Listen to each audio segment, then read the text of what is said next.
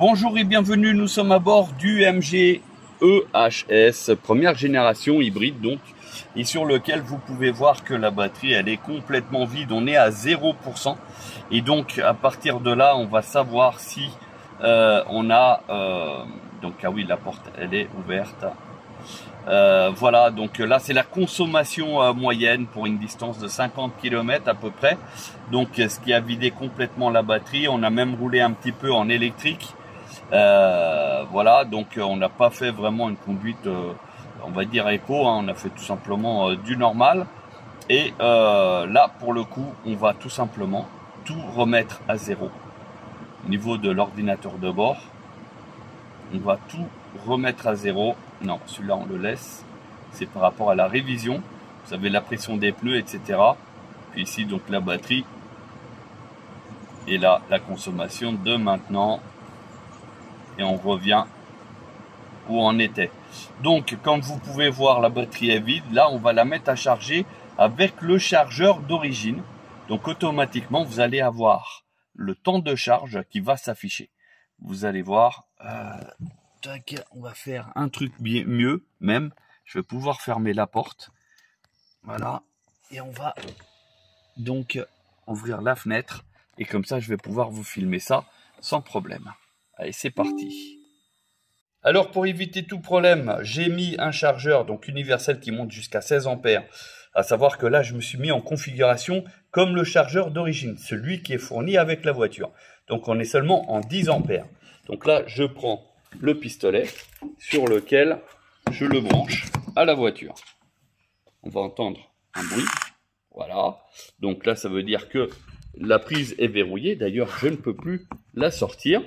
Donc ça veut dire que la charge va commencer. D'ailleurs, j'en profite pour ceux qui veulent des autocollants du fan club MG Motor FR, bah, il suffit de le demander. Nous en avons en stock.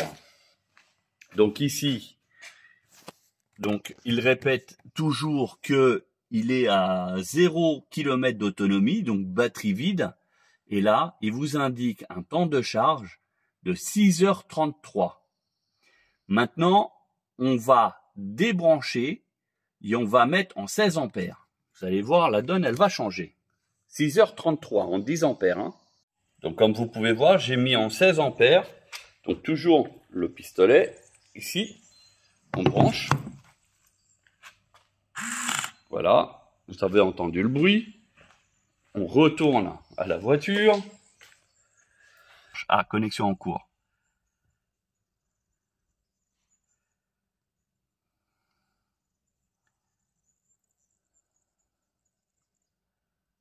Alors, va-t-il avancer?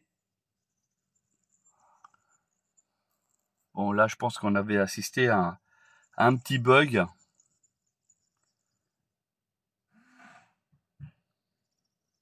Ouais, si, il est en train de charger. Alors, en combien de temps? Tout à l'heure, on avait 6h30 et quelques. Ah, voilà. 4h18 de charge en 16 ampères. Voilà, vous avez bien retenu, hein, on est bien à 0% et donc 0 km. Maintenant, on va mettre une borne, donc qui fait 22 kg, mais au final, la voiture ne va prendre que 7,5, je crois, au maximum, ou 3,5, je sais plus. Mais vous allez voir en termes de temps ce que ça va donner. Alors maintenant, on va prendre, donc sur la borne, sur la box, vous allez voir ici, regardez. On est bien à 22 kW. Vous voyez ici, en termes de puissance, c'est bien marqué tout en haut. 22 kW, donc on est sur du 32 ampères, donc du 380 volts. Et donc là, on va voir si effectivement, ça vaut le coup d'investir sur une borne aussi puissante. Alors, par habitude, on n'a pas besoin, sur les hybrides, ils sont relativement bridés. En général à 7 kW. Je branche. On a entendu le bruit. Et là, on va aller ici. Ah, il s'est éteint.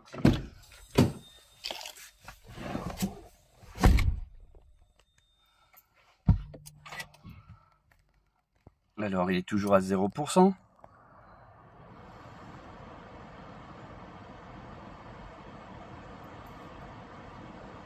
Vous voyez, 0 km, 0%. Donc, il est bien connecté au chargeur.